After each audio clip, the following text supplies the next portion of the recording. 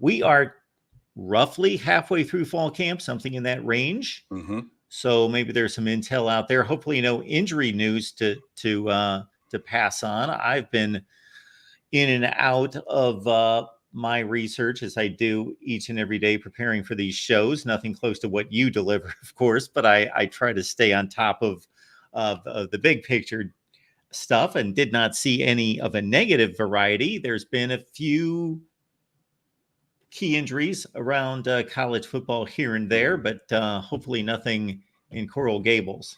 No major injury news to report. For my Detroit Lions, Jahmyr Gibbs looks like he's going to miss the season. So unfortunately, that's a huge thing for that team. But in terms of Miami Hurricanes, I did not tweet it. There was the first scrimmage on Saturday. I was out with my family at the time. And that is always met with the same thought. No injuries, like whatever happens, get through it. And, nothing, catastrophic. If you remember in it would have to be 2013 now. Wait, 13, 14, 15, 14. Sorry, 2014, when Ryan Williams tore his ACL. That opened the door for Brad Kaya to start as a true freshman in a spring scrimmage or in a fall scrimmage, things like that. So we have had major things. I can go down. If you remember, Marcus Gayo, the linebacker safety from up the road in Palm Beach, had a neck injury in practice one day, and they shut everything down. They were supposed to do interviews. Al Golden was the coach at the time, and everyone was like, "No, Al Golden not doing things." He was like, "I have something more important to deal with." So these things have happened at the University of Miami specifically, but not this year, thank goodness. So normal bumps and bruises, nicks and knacks through this point of fall camp, but hopefully we're able to push through and have a healthy team when we break camp and hit the road to Gainesville. Couple notes that I picked up in my scanning the internet. The one that stood out to me, among others, is that, and it only makes sense when you've got an offensive line that has reached the level that this one has, but then you bring in the type of defensive line talent that has been brought in on the other side, you're going to have, some hell of confrontations to deal with up front between those two groups getting together on a daily basis. Yeah, and I love it. Big dudes close to the ball. Like that's what has an inordinate impact on games. And those are things that we're missing at Miami. And, just there's so many guys on both sides. And, yeah, they do get into dust-ups and things like that. And, like I said last week, O-line coach Mirabal said that he feels comfortable that Miami has 8, if not 9, game-ready offensive linemen that they could put out there for meaningful snaps this year, which is a far, far cry from where things were. If you remember Trevor Darling and Casey McDermott on the offensive line and offensive tackle, and the whole time they played, said those guys are guards. And, they went to the league and played guard and everything, but, those guys are guards. And we're having to miscast them, and we don't have the types of bodies that you need to really fill those roles. And that is definitely a thing of the past. So, whether it's Akeem Mesidor coming back from last year's injury on the defensive line, whether that's 5-star Justin Scott playing or pushing for rotational snap time, whether that's 6th or 7th year senior Anthony Campbell, who's like 6'7", 300 pounds, came over from Louisiana Monroe a couple years ago, as the elder statesman at the defensive tackle room, whether that's Samson Okunlola, a 5-star in last year's class, played a little bit, injured his knee, coming back now and saying, hey, I just want to play.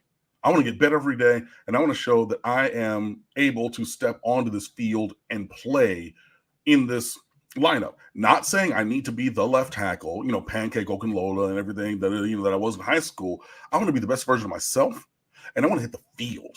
And when you have a 5-star who's in the second line, and they're coming with that attitude, dude, you're in a different and positive place. So, yeah, I think that Miami has one of the best offensive lines or offensive and defensive line combos that you're going to find anywhere in the country. And I've said it before, if you put this team, this profile of roster, and you strip them out of the University of Miami branding and you put them as, West Texas, University or whatever, I mean, like, that's a top team. That's one of the best teams around. And I think that, we have that collection of talent, and I'm excited to see how they play together this fall. And that was a comment or a conversation that we had a couple of weeks ago that it just kind of struck me. There are sometimes things that strike you in a different way, something you've thought about a zillion times as, let's say, in this case, a football fan, but it just struck you differently. And it did me a conversation we had in the off season, thinking about the dynamic of being in the locker room. And when we hit the season, obviously they're the enemy. We go get them and we're all unified. And we measure our performance against these other guys with the different uniforms on. But during this fall camp in particular, more about learning technique and fundamentals during the spring, more about competition in the fall, in that you can have that pride of standing across, whether it's a DB wide receiver situation or it's a line situation, and knowing, even though this dude is considered to be one of the best in the conference or one of the best in the nation, I owned him today. Or, we're both alpha dogs, and this gets real. And even though this is fill in the blank name of somebody, it's there's no hierarchy here. It's about who is the better man this last play, and then the next play you got to bring it again. And it doesn't matter what your name is, because I'm standing right in front of you. No, absolutely. And there's so much talent that, you cannot take a play off, even if you're not going against the number one player at the opposite position, because, Miami's building that kind of depth and everything. And yeah, it's a heavyweight fight every single day. And, some days the defense wins, some days the offense wins and everything. But yeah, this is, what we talk about iron sharpening iron. Like, good against good, and that's how you become great. And I think we're on that path. Falconer TRX coming through for us as always. Bam, super sticker right out of the gate. Thank you so much for that, sir. And then this is a class act, everyone. Falconer TRX taking his daughter to Miami, can't make it tonight, but what does he do? Checks in, boom. Love the support. Thank you for that, sir. Have a good time with your daughter. Yeah, and a great safe drive down. I know you live a little bit further north and everything. So, yeah, safe travels. And then we also have this coming in from Knox Kane 94. Thank you so much for the contribution. So much appreciate you. I'm getting older, and every day I wish, oh boy, I have the drugs. George is smoking. Obviously, he's smoking the good stuff. Look, I mean, support your squad and everything, obviously, but the talk is going to become cheap on all sides coming up in a couple weeks here. But yeah, interesting, a funny epithet there.